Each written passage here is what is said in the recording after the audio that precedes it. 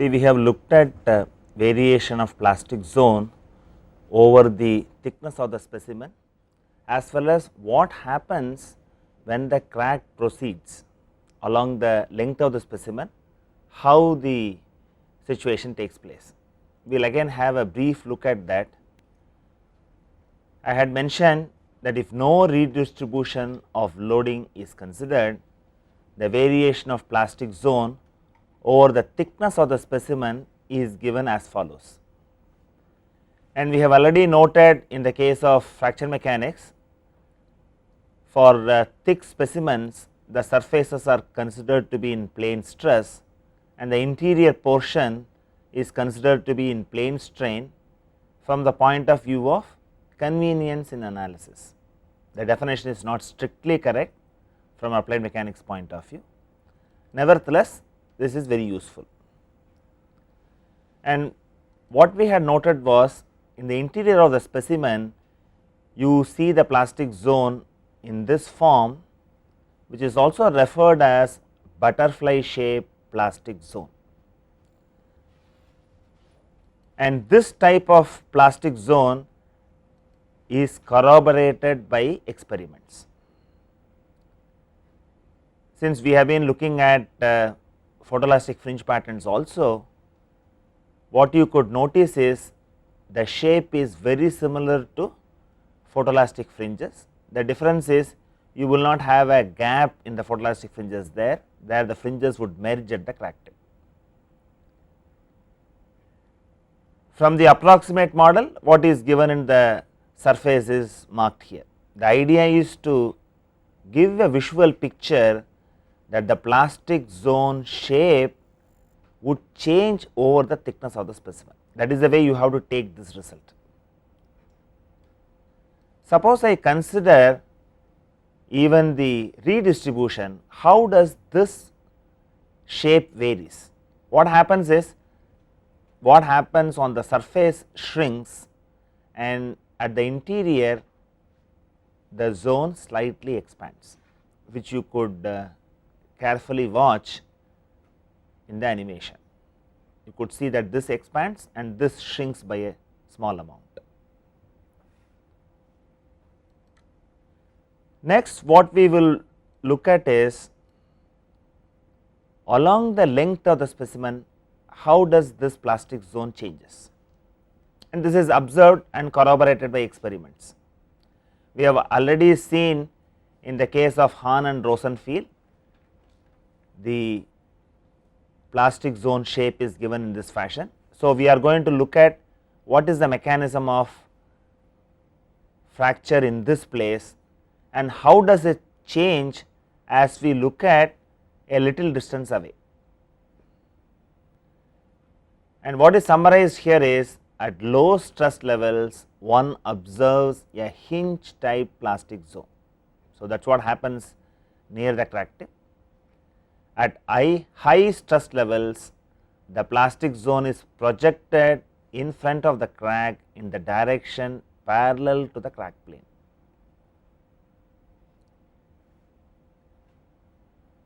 The mechanisms of identifying the maximum shear stress differs in this place as well as at distance away from it.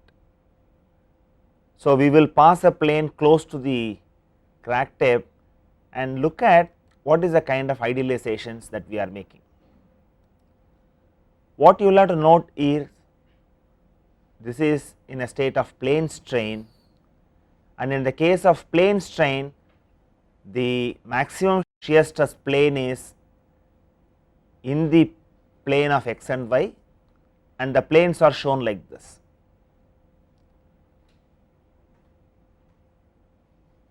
And you have to recognize the planes of maximum shear stress would be different when you go to plane stress. This really matters. This dictates what is the mechanism that precipitates propagation of crack. So, initially it will propagate by tearing action, later on you will see a shear lip, and since you have the maximum shear stress plane oriented like this, you could also see how the slipping of planes happens in the case of a specimen. So, what is shown is you have a thick specimen, I have a crack here, and because the maximum shear stress plane is like this, you will have material slipping like this, and this is a highly exaggerated picture for visualization purpose, and this is further exaggerated by a small portion here, that also you will see. So, what you find is the planes are oriented like this, very similar to what you see here, and you will have slipping of these planes will occur. Try to make a sketch as closely as possible. You may not be able to capture all aspects, but definitely you could identify the maximum shear stress plane, and once you get into the material, several other factors dictate. So, the planes would be like this, the material would slip, and that is indicated by opposite arrows, and a two dimensional picture is also shown. So, because of slipping, initially the crack extends by tearing.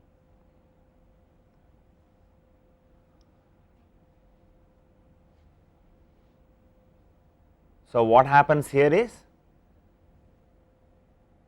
the idealization as plane strain and the recognition that maximum shear stress plane is oriented in a particular fashion dictates how the planes are. It is like this, the planes are like this, and the crack extends by tearing. At least you make a neat sketch of this two dimensional representation. If you are in a position to extrapolate your skills in drawing, you could also sketch this as closely as possible. And the moment you go to plane stress, the situation is quite different. And what we are looking at is, we are looking at a plane ahead of the crack. And what you see here, the planes of maximum shear stress is oriented like this. It is really out of plane of the xy plane. And this is what I had mentioned, everything is not plane in the case of plane stress. We have looked at the stress tensor as well as the strain tensor, and you have to recognize the maximum shear stress plane is out of plane, it is like this. So, if you have the crack, it will be like this. So, that dictates how the slipping action would occur, and that is depicted in the animation. Initially a two dimensional sketch is put. So, you could see that slipping occurs like this. So, the slipping plane is quite different from what you had seen in the case of plane strain. So, you could see the slipping action, and this diagram is difficult to draw, but we also need to have an evidence whether slipping action takes in this fashion, and we need to see the experimental result and reconvince ourselves this is what happens.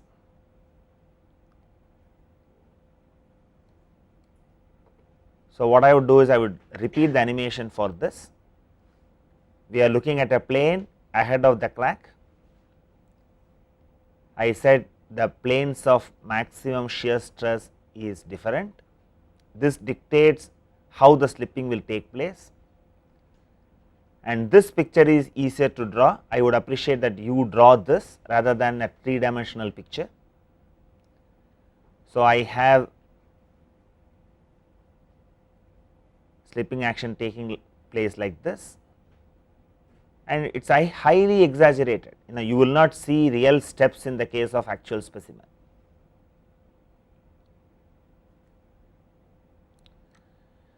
And when you actually see a fractured specimen, whatever we have discussed is seen in that.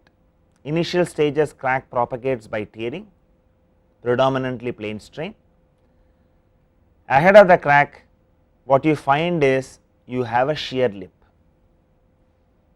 So, you have an experimental evidence, and there is also a very nice set of results reported by Rosenfield and his co-workers. In fact, the plastic zone on the surface, over the thickness and the rear surface were bundled as a 3-dimensional picture by my students, and they have nicely provided this animation. And you indeed see ahead of the crack slipping takes place at 45 degrees. So, whatever we have discussed was not just a conjecture, it is indeed observed in experiments, and this is a very nice piece of representation, and this gives a realistic feeling how the plastic zone varies over the thickness as well as along the crack length. These are the two issues we have looked at.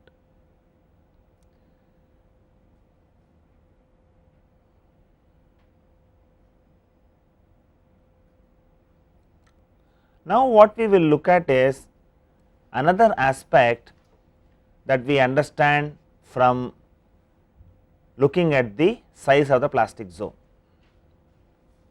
We have looked at how to get the value of RP, that is the size of the plastic zone. If the size of the plastic zone is less than B by 25, where B is the thickness of the specimen, the plastic zone size is very small, you could idealize that you have a plane strain situation exists. Suppose you have the plastic zone size is greater than 4 times B by 25, you could idealize that the situation is plane stress. These are different ways of looking at how to model it as plane stress or as well as plane strain, because in fracture mechanics we tend to have looser definitions of plane stress and plane strain. The problem is very complex, and what is important is from the understanding of plastic zone size, it is also possible for us to estimate a minimum thickness of fracture toughness test specimen. So, that is a very important aspect which is the outcome of modeling of plastic deformation at the crack tip. What we will have to do for an experimental determination of K1C, you have to maintain plane strain condition. And how do you assess that plane strain condition exists? This is by appropriately taking the specimen thickness such that the plastic zone size is very, very small.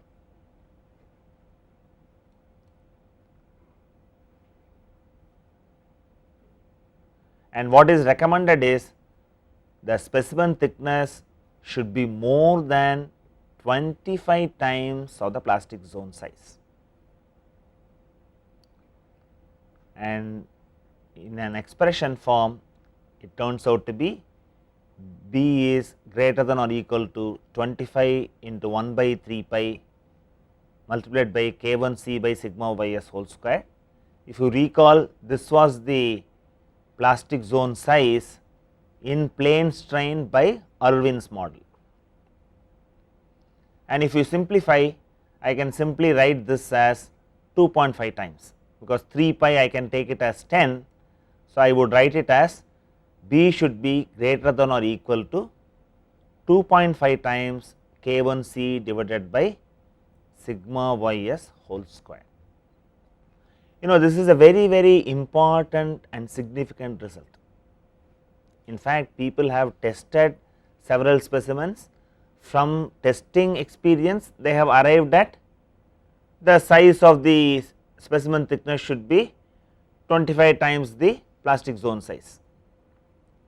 From mechanics point of view also, you could get that. The next topic that we would take up is fracture testing.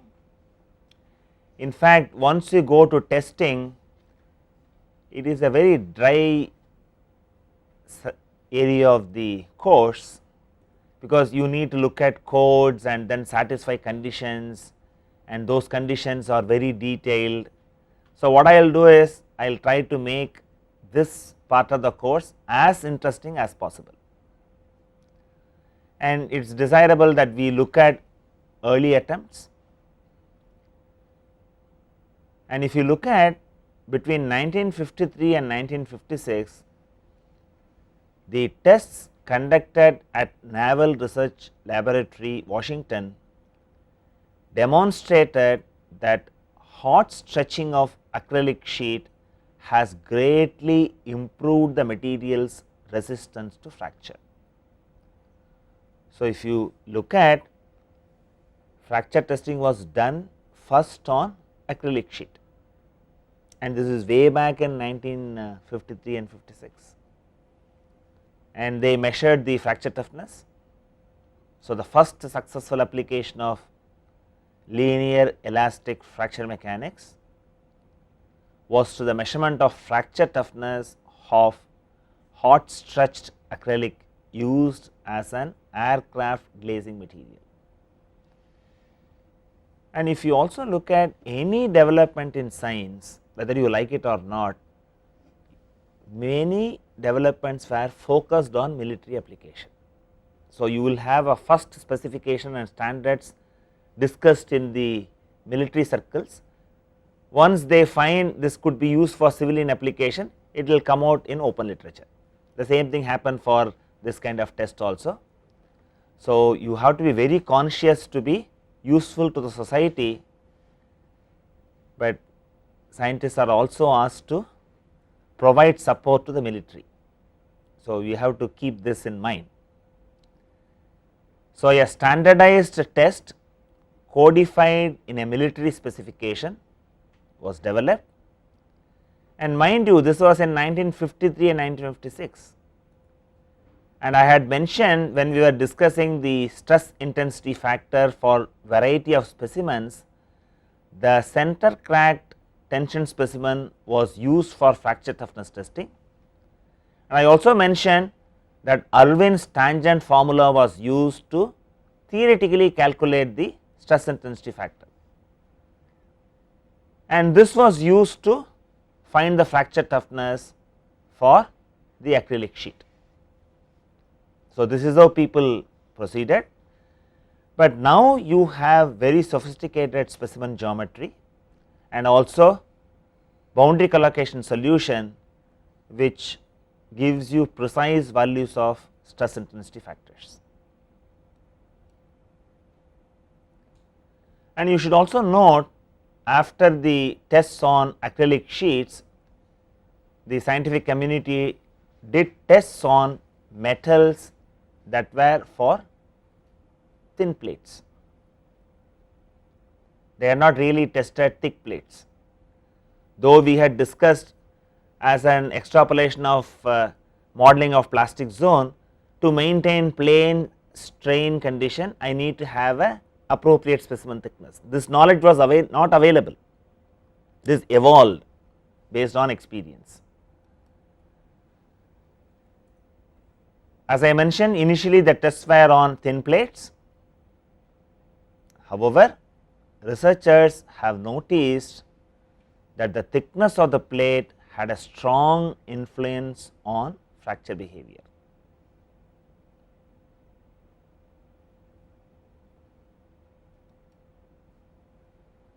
In 1960, Irwin demonstrated that thick sections have markedly lower fracture toughness than their thin counterparts. Now, this is a standard knowledge for anyone who does a course in fracture mechanics. He knows fracture toughness is function of a thickness of the specimen.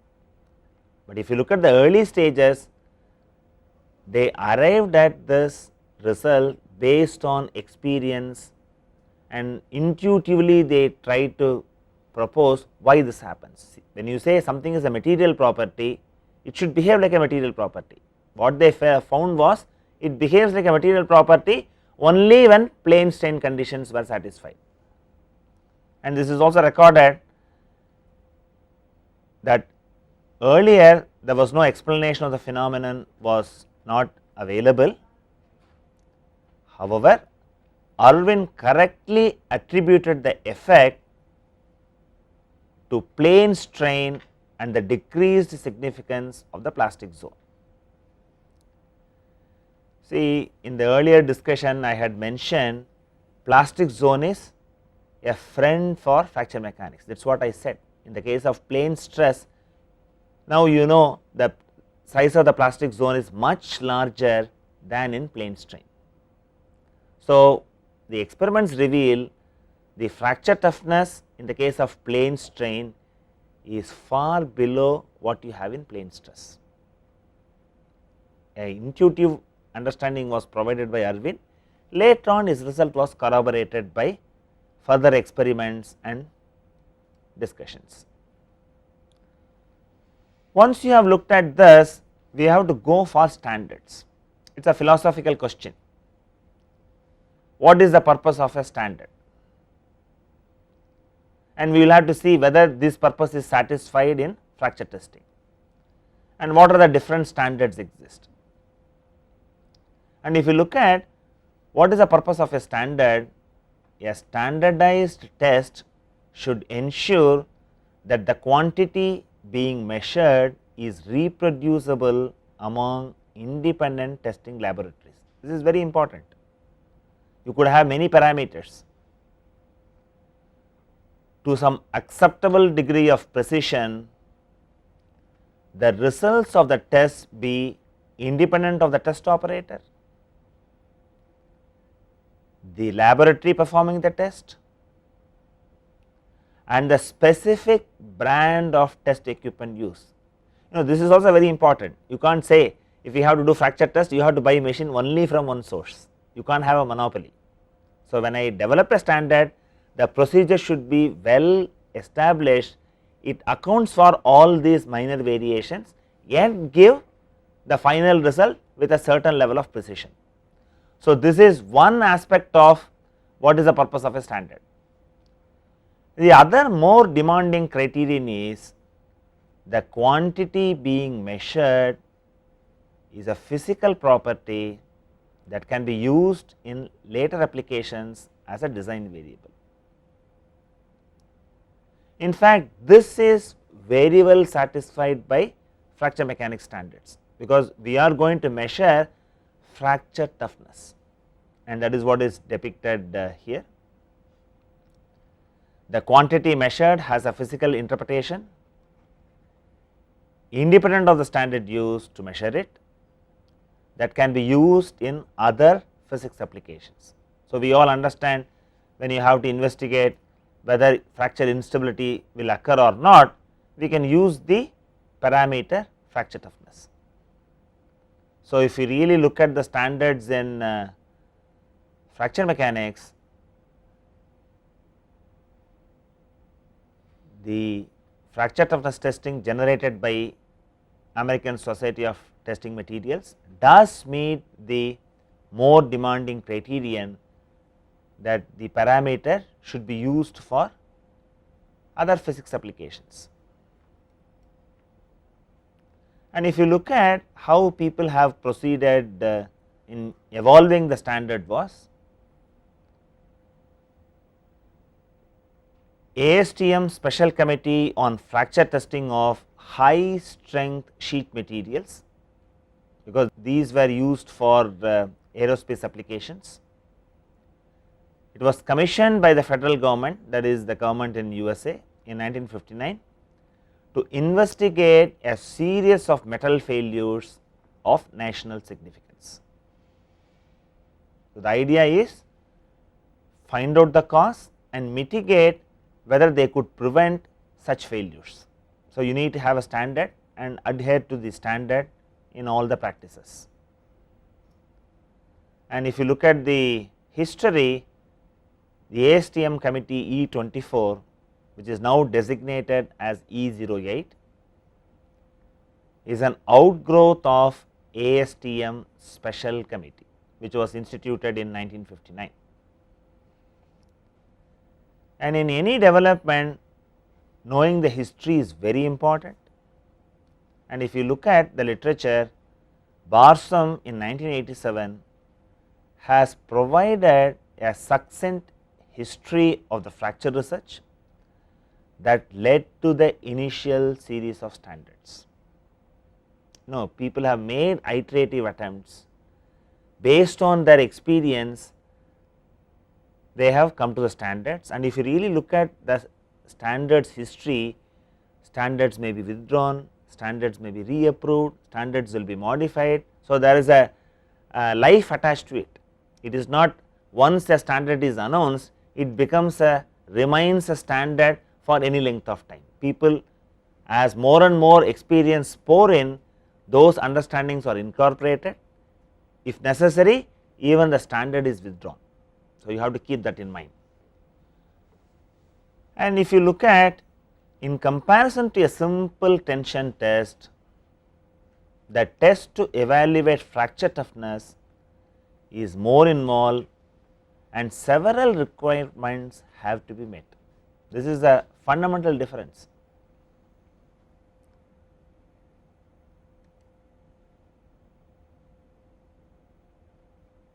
And we have already noted that fracture toughness is a function of specimen thickness, and one should use appropriate values for plane stress and plane strain cases.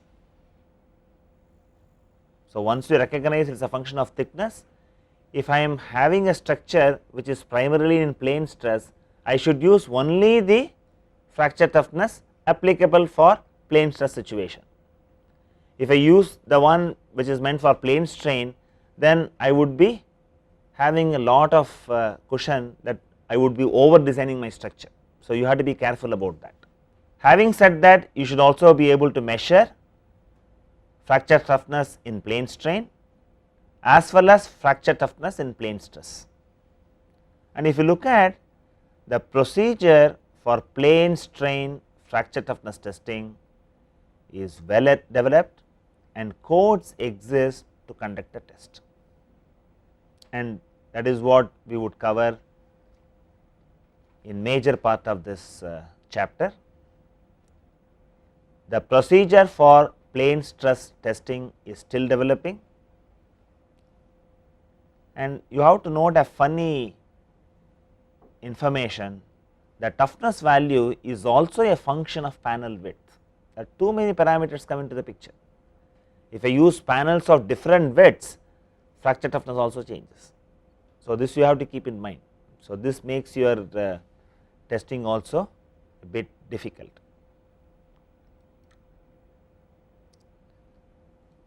And you could see fracture toughness as a function of specimen thickness. On the x axis you have the thickness in millimeters, on the y axis it is just put as Kc. See, the understanding is, if you put as Kc, it is a critical stress intensity factor. We are omitting that mode 1, because mode 1 is the predominant one people have analyzed, and you have the variation like this. So, it stabilizes around 120 MPa root meter, whereas it can go as high as around 200 MPa root meter for steel. And you also have a similar graph for an aluminum alloy. This is 7075 T6 T65. Here again you find the trend is from plane stress to plane strain, there is a drop in the value and it stabilizes, it is around the 35 MPa root meter. It can be as high as 70 MPa root meter in the case of plane stress.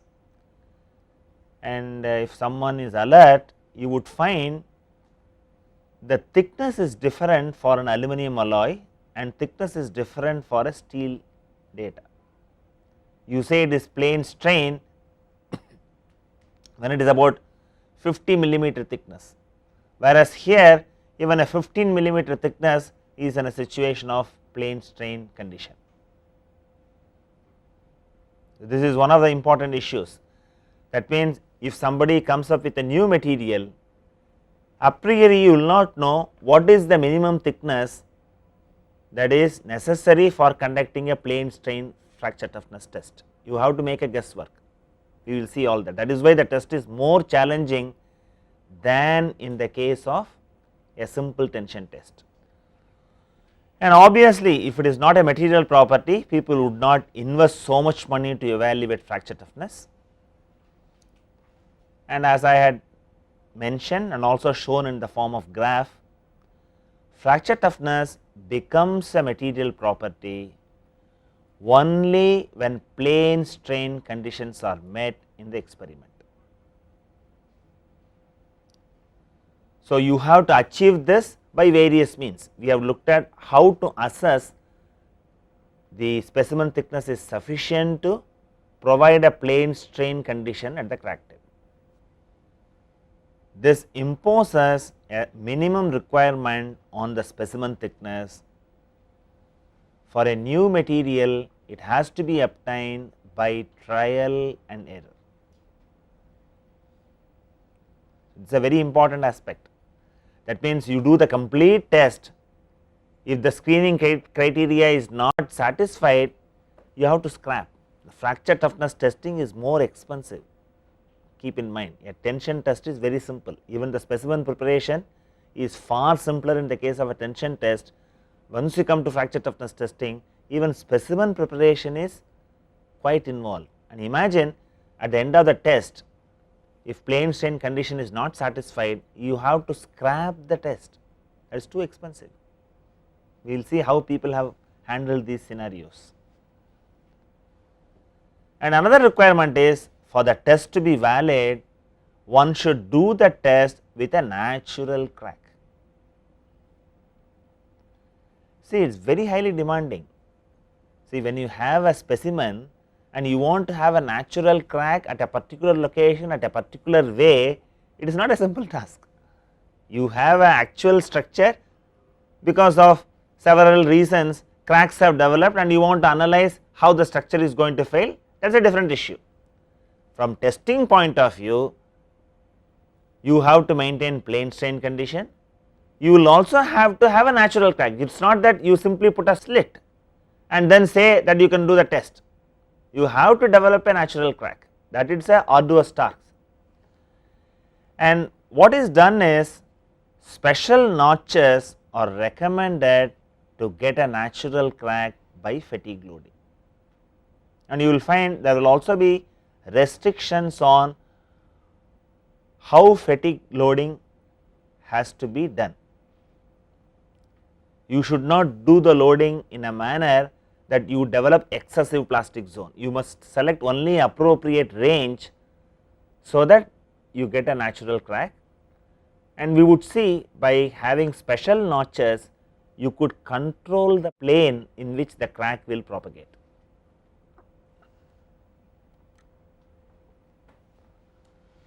And what are the requirements of the test? You have constraints on specimen dimensions. You all know that we have to maintain plane strain condition, that is going to impose what should be the thickness. Once you decide the thickness, all other parameters would be decided. And I had already mentioned, you need a natural crack.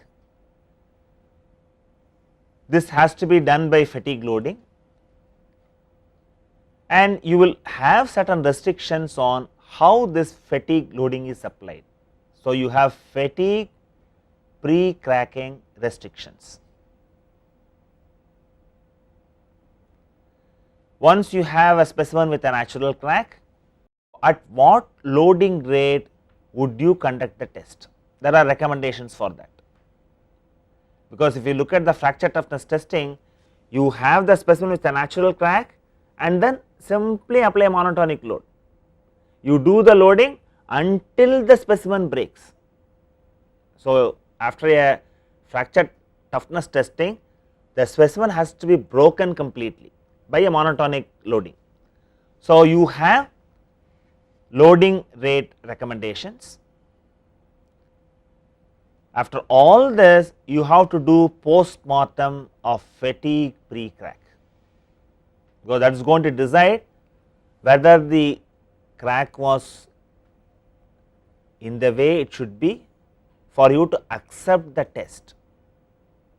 So, at this stage, if the crack is not all right, then you have to scrap the test, then you have to redo the test, and you have standards for that.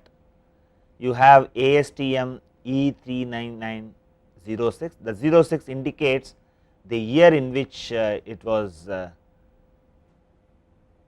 approved or reapproved, because it has a life. It was developed way back in the 90s, several modifications have been incorporated, and the latest one is with 2006, and this is K1C of metallic materials.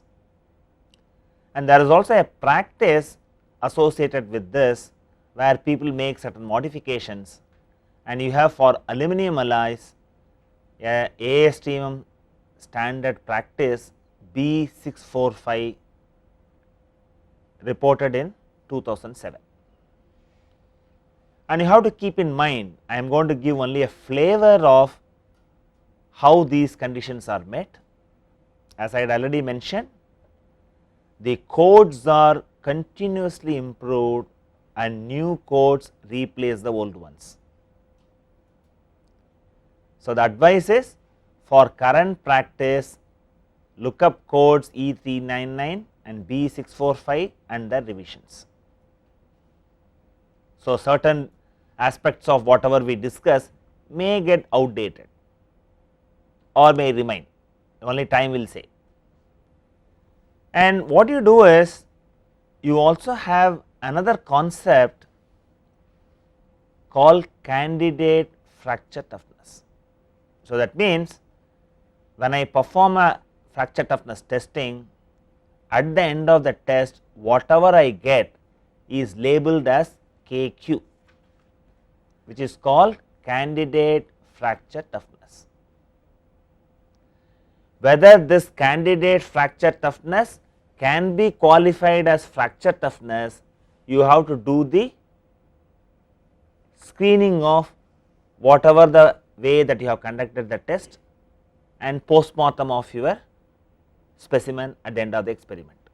If it satisfies all the screening criteria, then you say KQ can be taken as K1C, otherwise you have to reject the test and redo the test. This is how the standard E399 operates. This is what is summarized. Only when all the requirements of the tests are met, it is accepted as K1C. Post mortem of the experimental parameters is unique to fracture toughness testing. You do not do any post mortem in the case of a tension test. You take a specimen, go break it, and you find out what is the yield strength.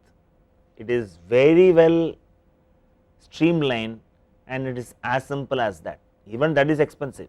But if you come to fracture toughness testing, it is much more expensive. And what are the specimens that you could use for fracture toughness test? See, I had said in the initial stages they had used the CCT specimen, but now you have different specimens have been reported. But the basic philosophy is, select those specimens for which accurate analytical expressions exist to evaluate the value of SIF from experimental parameters. Because what you are going to do is, you are going to find out the load at which fracture occurs for the test specimen. For that value of the load for the given geometry of the specimen, you will find out what is the stress intensity factor. that stress intensity factor you will call it as K1C, fracture toughness. So, you need to have accurate analytical expression. So, what people have done is, people have done the boundary collocation type of approach, numerically solve these standard geometries and have arrived at empirical relations to find out what is the value of K within an error band, all that we will see. And you have compact tension specimen, which is known as CT specimen. We will also see a standard and say how these would be represented later. And you have a 3-point bend specimen, it is a TPB specimen. Then you have a C specimen and a disc shaped compact tension specimen. Each of these specimen is used for a particular kind of application. This is useful for plate stock. So, you go for CT specimen when you have a plate stock. When you have a pipe, go for a C specimen. When you have a round stock, go for a disc shaped compact tension specimen. And what you will have to note is, you also have miniature compact tension specimens reported for special applications. See, mind you, some of these exotic alloys are very expensive. You can't have a big specimen, and we would see the specimen size restrictions. People have also arrived at very small specimen. In fact, if possible, I will bring it in the next class and show you how the specimens look like. And this figure shows how a compact tension specimen looks like. You can make a 2D sketch of this, and what you have here is the thickness is given as W by 2,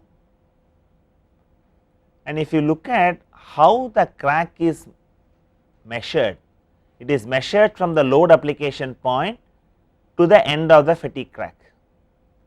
And if you look at for all the fracture toughness specimens, we would have the length of the crack is around 0.5 W. We would see that as one of the conditions. So, you want to have A by W ratio is around 0.5. The crack is sufficiently long, and you have very strict nomenclature, what should be the distance of the holes, what should be the dia, and what is the tolerance. These are not shown here. If you take up a standard, they would also give what should be the tolerance for each of these dimensions. And the important aspect is, a priori you do not know what is the value of B for a given material. This is where the challenge lies. So, you have to make an intelligent guesswork and then prepare your specimen. I need to have a minimum specimen thickness to assure plane strain condition. If my guesswork is wrong, you have to repeat the test. And you also have expressions for this. Please make a note on this in your notes. K1 is given as P divided by B W power half multiplied by 2 plus A by W multiplied by 0.886 plus 4.64 A by W minus 13.32 A by W whole square plus 14.72 A by W whole cube minus 5.6 A by W whole power 4 divided by 1 minus A by W whole power 3 by 2. And the standard also gives what is the accuracy. the value of K1 is accurate up to 0.5%. This is valid for A by W ratios of 0.2, A by W and 1, A by W between 0.2 and 1, and I had said you will have A by W hovering around 0.5. That is how all the specimens are mentioned in the case of fracture toughness testing.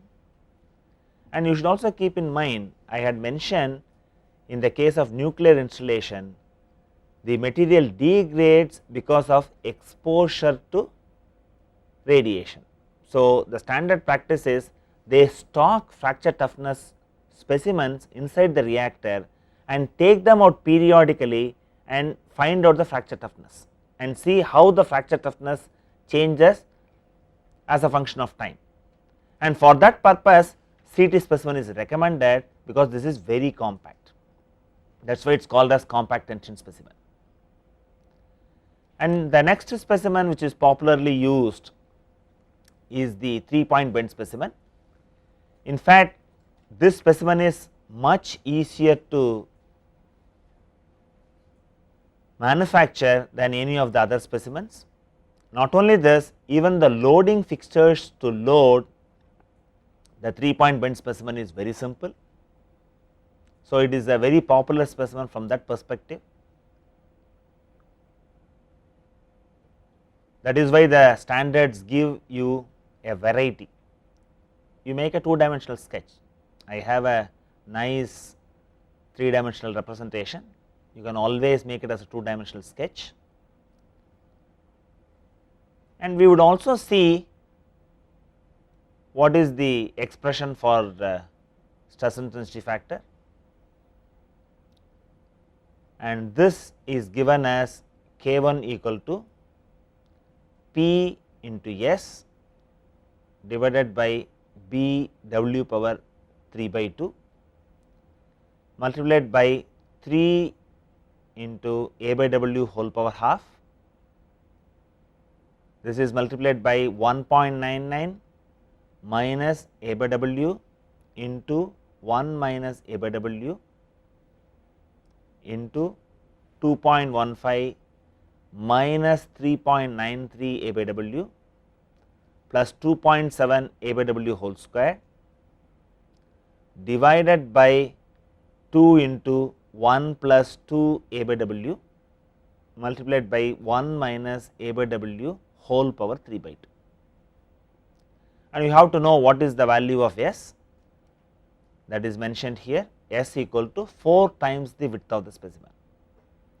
This length is taken as S, and the expression for K1 is accurate to 0.5%.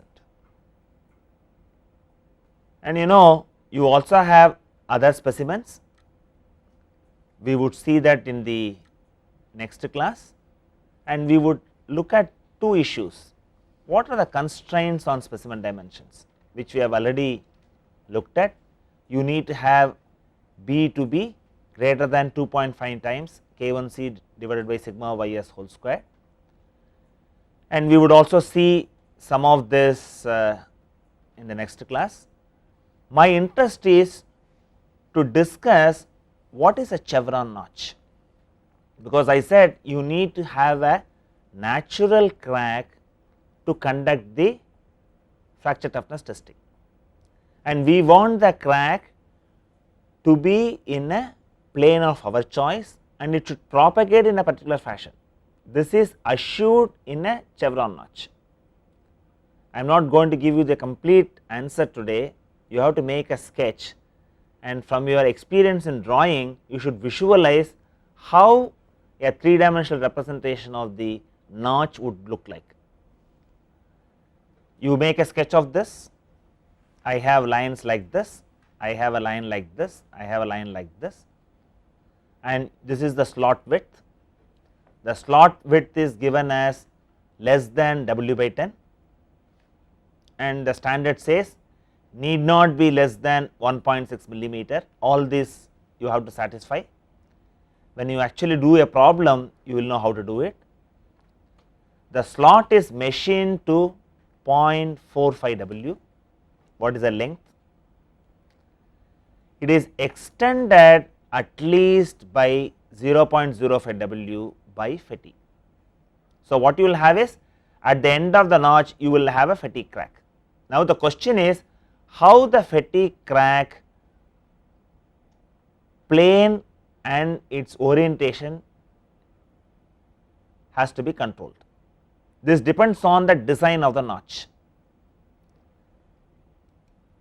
and let me put a plane passing through this. The idea of the chevron notch is used to control the origin and plane of fatigue crack growth. And you have a clue how the notch will look like, but I will put a plane over it, and the exercise for you is, from the knowledge of your drawing, when the specimen is cut like this, what would be the isometric view of the chevron notch? The focus is it controls the origin of the crack and plane of the crack. Do this as an exercise and come to the next class. So, in this class what we have looked at was, how does the plastic zone changes over the thickness of the specimen and also along the length of the specimen. We have looked at what are the slipping planes in the case of plane strain and the slipping planes in the case of plane stress, which were corroborated by experimental result of Rosenfield and his co-workers. Then we moved on to fracture toughness testing. We have looked at two specimens dimensions. We would see the other specimens in the next class, and the idea of what is the need for a chevron notch was explained, and I would like you to sketch a possible shape of the chevron notch, because this is difficult to make. You need special tooling to make this. Thank you.